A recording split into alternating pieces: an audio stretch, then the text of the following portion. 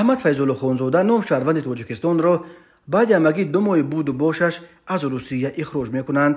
رسما برای در محل ثبت نامش زندگی نکردند، ولی در اصل برای اینکه او نیز عضو گروه یا کانال در شبکه تلگرام بوده است که 4 متهم اساسی به حمله خونین اخیر در کنار مسکو نیز عضو این کانال صدای خراسان بودند.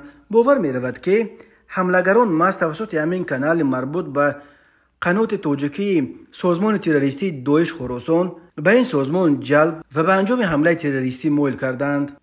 داریا لیبدووا رهبر خدمات مشترک مطبوعات دادگاه شهر سنت پترزبورگ روسیه روز 27 مارس سال 2024 در تلگرام کانالش لیبدین اوزی را خبر داد که دادگاه نوی پریمورسک شهروند تاجیکستان احمد فیض‌الله خونزاده را برای ویران کردن قانون‌های مهاجرت بر اساس قسم 3 ماده 18 کودکس قانونشکنی‌های مأموری روسیه به جوابگری مأموری کشیده 5000 روبل جریمه بست و حکم اخراجش را برآورد. تا زمان اخراجش فیض‌الله خونزاده را در بازداشتگاه مهاجران نگاه خواهند داشت.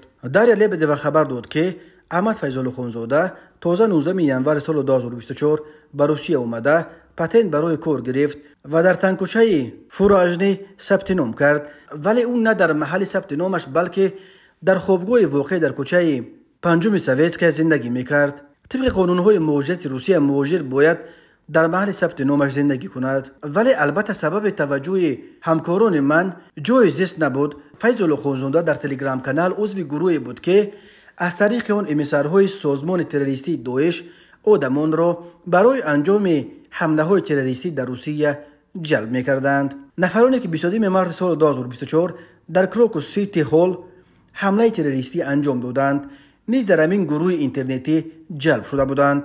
خبر داده است داریا لیبدووا. ظاهرا تفتیش پرونده احمد فیض‌الله خونزاده با آشکار شدن کانال جلب عاملان حمله خونین به کراکوس سیتی هال آورده است.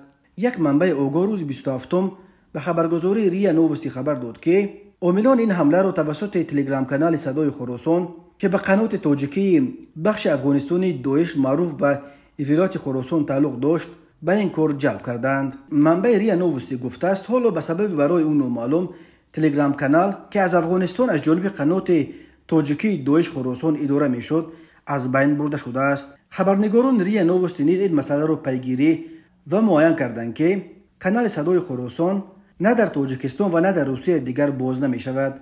اما در اروپا طور اداره پایگاه خبری بامداد معاین کرد بات کانال صدای خراسان هنوز فعال بوده. با نشر ویدیوهای فراوان مردم را همچنان برای هجرت به سرزمین خراسان دعوت کرده ایستاده است.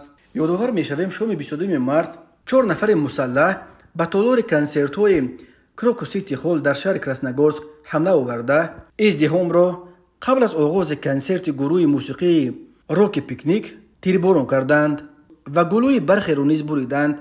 مسئولیت حمله را گروه تروریستی داعش به دوش گرفت.